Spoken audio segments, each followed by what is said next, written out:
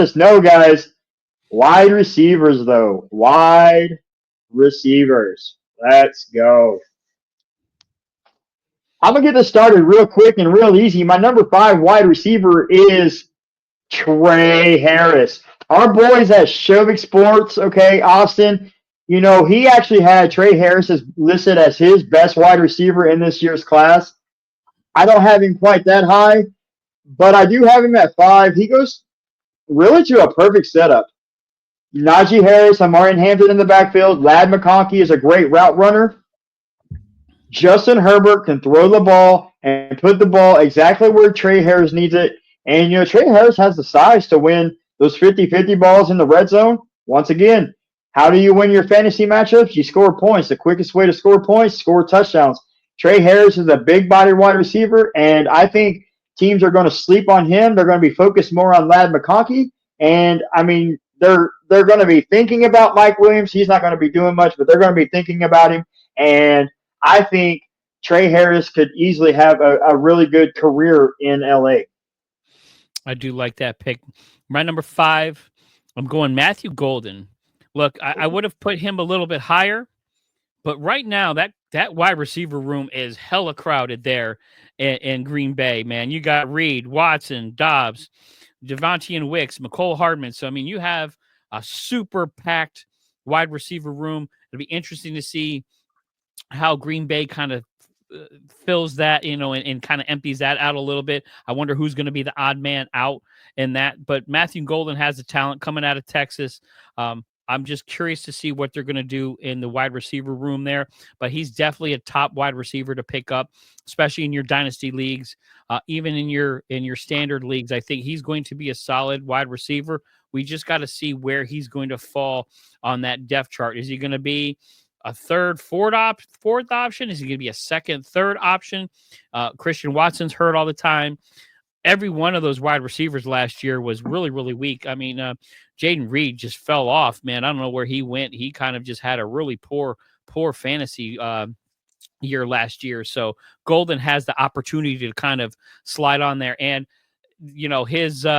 his actions during the draft there in Green Bay, how excited he was to play football in Green Bay, because he knows that if you succeed in Green Bay, you will be beloved. So I'm excited to watch him, but that QB room has me curious.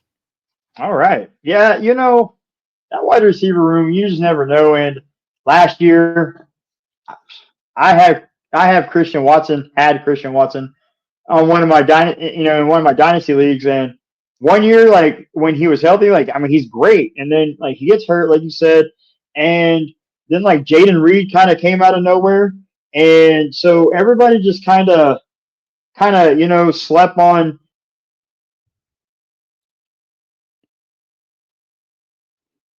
I lost you there, buddy. Where'd you go? I think we lost him. So, but that's okay. We're still here. We're still live.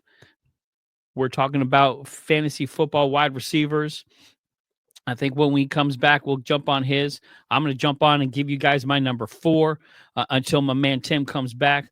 I'm going to talk about Luther Burden over here for the Chicago Bears. I think he's going to be phenomenal for them. They picked up Rome Odunze last year.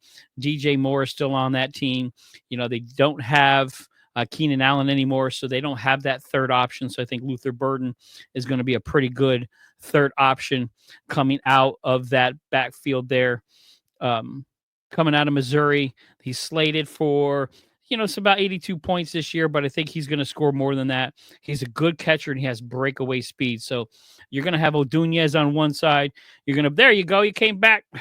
We lost you there. Sorry about that. Hey guys, I'm sorry. The host, I don't know what happened. All of a sudden, I wasn't in the studio and I was right in the middle of a take, and I don't remember what I was saying, and I don't know really what you said. Good job. I had you up on my phone here, so good job keeping the show alive, Jason. I really appreciate that, man. We keep it rolling, man. We keep it rolling. I'm prepared for anything. But jump in, man. I think you were finishing up with your fifth pick there with that Green Bay wide receiver, and then we can jump right into our fourth. I kind of gave them my fourth, and I'll fill you in a little bit here, but jump in here, man. Get back. Who's your fourth? Because I already gave my fifth. My fifth was Trey Harris. So My fourth is going to was Luther Burden coming out of Chicago. That's the one I talked about. So I got a Packer, Okay. then a Bear. That's kind of cool. But you talk about I talked about Roma Dunze on one side. You still got Okay. DJ Moore there. No more Keenan Allen, so you're going to need that heavy third spot. He's going to be in the rotation. I know they drafted that tight end there too, who's going to be solid. Loveland, I like him. Cole Kmet, I think, kind of gets hurt from that, but we'll talk about tight ends later. But I like Luther Burden. He has an opportunity Okay. to be a solid 3 in that Chicago Bears offense. Luther Burden, for me, I think I had him around like my sixth ranked wide receiver. And the only reason is because there is DJ Moore, there is Roma Dunze, there's Cole Kmet, there's, Colson Loveland, there's DeAndre. So it's just kind of really crowded.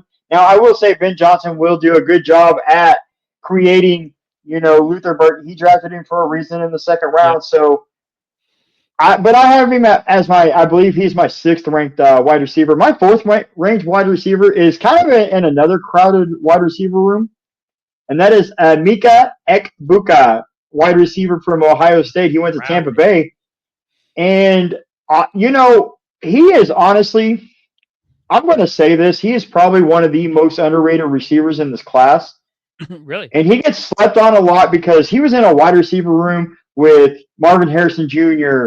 and all this talent he was in those wide receiver rooms with, and he still produced at Ohio State. He was still putting up the numbers, even with Marvin Harrison Jr., even with, Chris Olave, even with some of these other guys, he was still producing at Ohio State.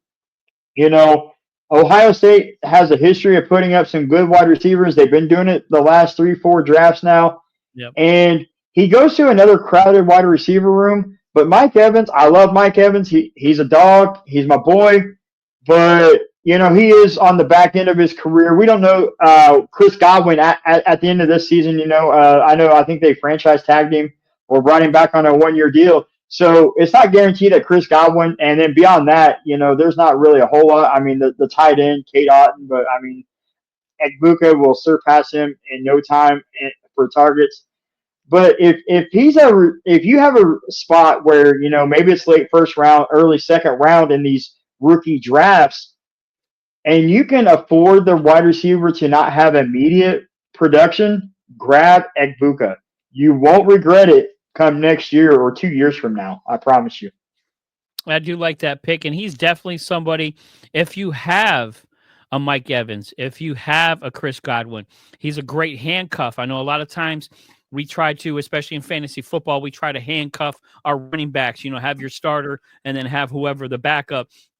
But I think Mbuka is going to be a great handcuff to have. If you have Mike Evans and you got Dynasty, grab Mbuka, have him slide in there. Because if Evans gets hurt, he's going to slide right into that starting spot. So then you got somebody that can come in and jump in and get you points, and you don't end up losing a lot of points. So I like that.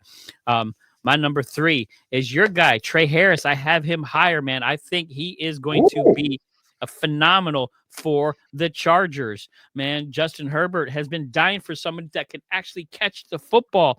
Mike Williams, the human IR, he is always hurt. Man, you got Quentin Johnson.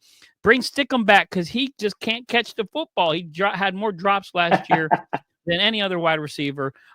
So he is dying for a wide receiver. I think Trey Harris is going to come in there, pair with Lad the Impaler there, Lad McConkey, and I think they're going to have a nice little tandem there because now they're going to be able to spread the field.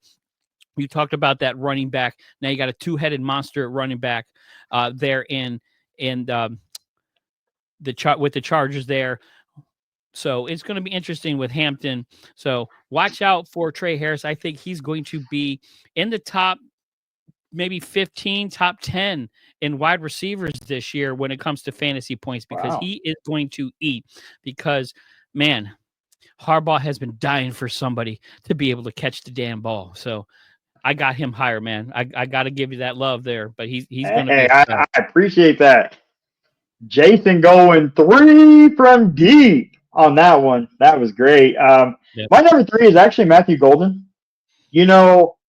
The Packers didn't draft Matthew Golden in the first round just for funsies, all right? They didn't do that. They didn't draft him just, oh, hey, here's a wide receiver. Yes, the draft was in Green Bay. Yes, they haven't drafted a wide receiver since, gosh, I think I was in high school when the last time. I think it was 2002, and I was no, I was in eighth grade. I was actually in eighth grade the last time the Packers took a wide receiver in the first round. Matthew Golden, he's not the biggest wide receiver. I think 5'11", 6 foot, but he plays like he's big. And he is a very competitive receiver, and he will go and fight for them balls. And that is a wide receiver that you always want on your team. In my fantasy draft, I actually just got him in the second round. Like I couldn't believe that he fell to the middle of the second round in my rookie fantasy draft. I was Wow, like, okay, that's you good guys are value. sleeping on Matthew Golden. I'll go ahead and take him. Good value. Because even if I didn't need him, but like you said earlier, I don't want him going to my opponents. So um, Matthew Golden is going to come in and he's going to become Jordan Love's best friend. They're going to have this chemistry, kind of like Batman and Robin. They're just going to become besties. And I think when it's all said and done, Matthew Golden could easily be, top 5 receiver in fantasy football this season. So I'm just going to do a little hot take, and Matthew Golden's a top 5 Big. receiver in fantasy. Wow, that's big shoes, man. Big shoes. Big shoes. Big shoes. Hey, go big or go home, Jason. That's my Amen. There motto. you go. There you go. Number 2, man. Who you got number 2? I got Travis Hunter. He was drafted as a wide receiver. He went to Jacksonville. Liam Cohen, who is the former offensive coordinator of the Tampa Bay Buccaneers, he likes running the ball, or he likes to run the ball. He's used to having multiple wide receivers be productive. Look what he did with Chris Godwin and Mike Evans. This is going to be a really good situation for Travis Hunter because Brian Thomas Jr. is basically the lead wide receiver there. He gets to kind of come in and be the number 2. So he gets to come in and pick on those lesser corners. A lot of teams don't have 2 great corners unless you're the Denver Broncos. But most teams don't have a second great corner. And so he gets to kind of pick on the lesser talented corner. So I think he's really going to shine. And he's going to be kind of like a Tyreek Hill in the sense that he's just going to be in motion and his feet are always going to be moving, and he's just kind of like that twitchy wide receiver. And I think him being listed as primarily as a wide receiver and then as a DB on certain plays is key. It's going to help teams in fantasy. He actually went third overall in my rookie fantasy draft over the weekend. So, I look for him to go anywhere from that 3 to kind of 6, 7 in the first round in the rookie drafts. And I think, he's not going to be as productive as the number 1 wide receiver on my list, but he's going to have a really good season, I feel like. That's a good pick. I have him just out of my top 5 because I am worried about that dual threat where they're going to have him play both sides of the balls. And, with the NFL, that's more opportunity to get hurt. So I was a little worried about that, especially when it comes to fantasy. And Trevor Lawrence throwing interceptions, at least he has somebody out there that can either play wide receiver or cornerback, and get help him with some of those interceptions he throws. My number 2, again, I'm going for strictly fantasy points, value. Who's going to make some money this year? Jaden Higgins, wide receiver for the Houston Texans. My number 2. Look, the Houston Texans Wow. are dying for someone to pair with Nico Collins right now. Nico Collins, number 1. Who's number 2? You have Christian Kirk, who is, a substitute teacher kind of guy. He could be in there. Maybe he's a third or fourth option. You have Michi. So, you have some okay wide receivers in there. CJ Stroud had an off year last year, and a lot of it because his wide receiver weapons weren't there. Look, Tank Dell, man, I hope he gets better, but I don't even know if he's going to play football ever again. So they needed a number 2 wide receiver, and I think he's going to eat because you got to figure they're going to double Nico, so that's going to leave Higgins open. Watch CJ Stroud feed this kid. This is going to be a fantasy feast in Houston. So give me Higgins, number 2. Higgins, number 2. Yep. I like it, man. I think I have him probably, honestly, as my sixth ranked wide receiver, maybe seventh. I'm not really sure. Higgins is a sleeper, and a lot of people are actually sleeping on him. I think a lot of people maybe have him more as a sleeper pick than a top five, and if that's the case, then you're the sleeper. You're sleeping on Higgins a little too much. Very well, man. He could easily be a top, and he got that rookie deal guaranteed, like fully guaranteed. Never been done before. So obviously Houston sees something. He kind of reminds me of Nico Collins. And what better way to have one Nico Collins than to have two Nico Collinses? Two. Exactly. So obviously number one for me is Ted McMillan. Yep. Number one wide receiver. He's a big body. He goes to Carolina, where there's who's Bryce Young been throwing the ball to? Exactly. I can't even tell you. Most fans can't tell you who Bryce Young throws the ball to, and I think he's what 6'5". I mean, big body, big red zone target for such a little quarterback, and Bryce Young is only 5'9", 5'10", but I think even at 5'9", 5'10", you're going to see a 6'5" wide receiver, and he's going to become his favorite target. And I look for him to have a really good rookie season, and I look for him to honestly kind of being there and being that kind of franchise wide receiver that this team has desperately needed, honestly, since the Steve Smith days. Right. And I got him number one too. Look, Carolina, their wide receiver core is not hateful. Coker showed some flash last year. I think he's going to be a really, really good wide receiver rookie coming out of last year. Xavier Leggett was a little quiet. I think if he can learn to catch the ball, I think he can be better this year. They needed that number one. Look, I love me some Adam Thielen, but of course he's getting a little long in the tooth. But who better to learn behind than Adam Thielen? I think Ted McMillan is going to get a lot of those jump balls. He's just going to, Bryce Young's just going to close his eyes.